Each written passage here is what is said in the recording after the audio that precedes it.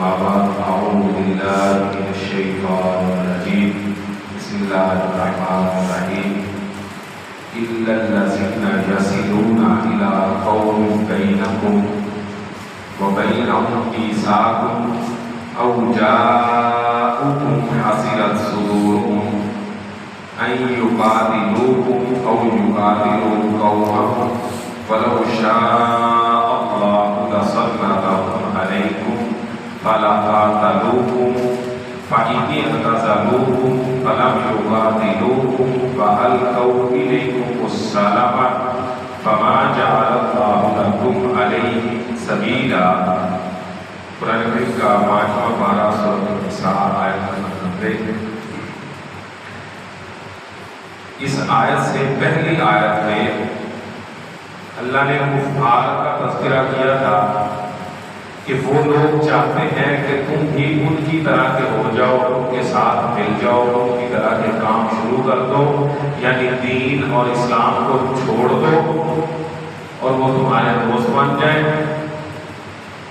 اللہ نے فرمایا تھا کہ اگر وہ لوگ اب دین میں آنا چاہتے ہیں یعنی منافقین لوگ، تو پھر وہ اللہ کی راہ میں ہجرت کریں، اپنا گھر بار بیوی بچے ہر چیز مال و متا کو چھوڑ کر اللہ کی راہ میں اگر وہ ہجرت کرتے ہیں تو پھر ان کے لیے کوئی رستہ نکل سکتا ہے واپسی کا.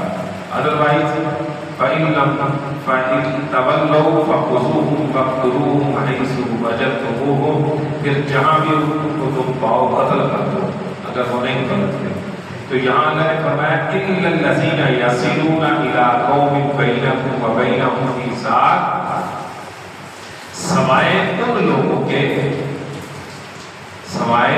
ان لوگوں کے جن کو قتل نہیں کرنا، ان لوگوں کا تذکرہ اللہ نے فرمایا ہے إِلَّا الَّذِينَ يَصِلُونَ إِلَىٰ قَوْمٍ بَيْنَكُمْ وَبَيْنَهُمْ مِيثَاقٌ، ان لوگوں کے سوا جن لوگوں کا تمہارے درمیان اور ان کے درمیان کوئی معاہدہ طے پایا. بعض قومیں معاہدہ کر کے رہتی ہیں پھر جزیہ ادا کرتی رہتی ہیں، تو اللہ نے فرمایا کہ ان لوگوں کو نہیں مارنا، ان لوگوں کے سوا لوگوں کو مارنا ہے. ان لوگوں نے آپ کے ساتھ معاہدہ کر دیا ہے. او جاءوکم حاصلت صدورہم، یا وہ لوگ جو لڑائی کرنے سے ڈرتے ہیں، جن کے دل تنگ پڑتے ہیں لڑائی کے لیے، کفار میں سے، مسلمان نہیں، ان لوگوں میں سے جنہوں نے کلمہ نہیں پڑھا یا کفار ہیں وہ، ان لوگوں میں سے او جاءوکم حاصلت صدورہم، ان کے دل تنگ پڑتے ہیں ان یقاتلوکم، کہ وہ تمہارے ساتھ لڑائی کریں، او یقاتلوا قومہم، یا تمہارے ساتھ مل کر اپنی قوم سے لڑیں. دونوں صورتیں اللہ نے بیان فرمائی ہیں کہ یا وہ تمہارے ساتھ لڑیں، اس بات سے بھی ڈرتے ہیں، یا تمہارے ساتھ مل کر اپنی قوم سے لڑیں، اس بات سے بھی اس کو ڈرتے ہیں. وَلَوْ شَاءَ اللَّهُ لَسَلَّطَهُمْ عَلَيْكُمْ فَلَقَاتَلُوكُمْ، اور اگر اللہ رب العالمین چاہتے تو ان کو تمہارے اوپر مسلط کر دیتے، وہ تمہارے ساتھ جنگ کرتے، لیکن اللہ نے ایسا نہیں کیا. اللہ نے مسلمانوں کا روح دبدبا رکھا ہے.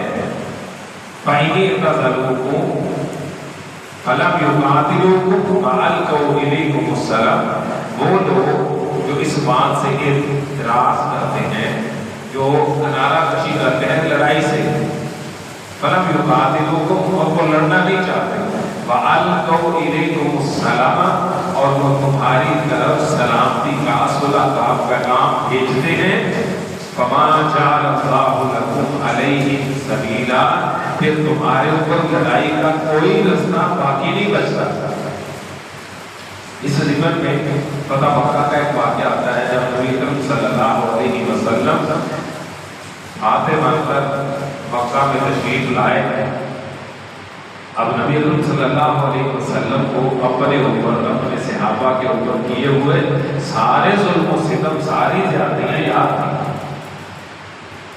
اور صحابہ کرام میں سے کسی نے آواز لگائی الیوم یوم الملحمہ، آج بدلے کا دن ہے، آج خوب بدلہ لیا جائے گا.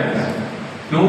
صحابہ کرام کو اتنا انہوں نے تنگ کیا تھا، کسی کے بچے چھین لیے، مال و متا چھین لیا، بیویاں چھین لی، ہر چیز یعنی چھین لی۔ تو صحابہ جہتے مدینہ میں پہنچے تھے، اب ہر ایک کو یاد تھا کہ میرے ساتھ کیا کیا سلوک ہوا ہے، ہر ایک اپنے عزیز و کارک بھی اور یہاں رہتے تھے۔ نبی اکرم صلی اللہ علیہ وسلم کے کانوں تک جب آواز پہنچی تو آپ نے فوراً کھڑے ہو کر اعلان کیا کہ نہیں، الیوم یوم المرحمہ، آج معاف کر دینے کا، آج معافی دینے کا اعلان کرتے ہیں، آج کا دن ہم معافی دیں گے۔ آپ علیہ السلام نے فرمایا تھا کہ جو بندہ اپنے گھر میں چھپ جائے اس کو بھی کچھ نہیں کہنا۔ جو بندہ حضرت ابو سفیان چودھری تھے، انہوں نے تازہ کلمہ پڑھا تھا فتح مکہ کے موقع پر، آپ علیہ السلام نے فرمایا جو ابو سفیان کے گھر میں داخل ہو جائے اسے بھی کچھ نہیں کہنا، جو غلاف کعبہ کے اندر چھپ جائے اس کو بھی کچھ نہیں کہنا، جو مطاف میں آ جائے، خانہ کعبہ میں اللہ کے گھر میں آ جائے اس کو بھی کچھ نہیں کہنا۔ صحابہ کرام نے پوچھا اللہ کے نبی پھر کسے کچھ کہنا ہے؟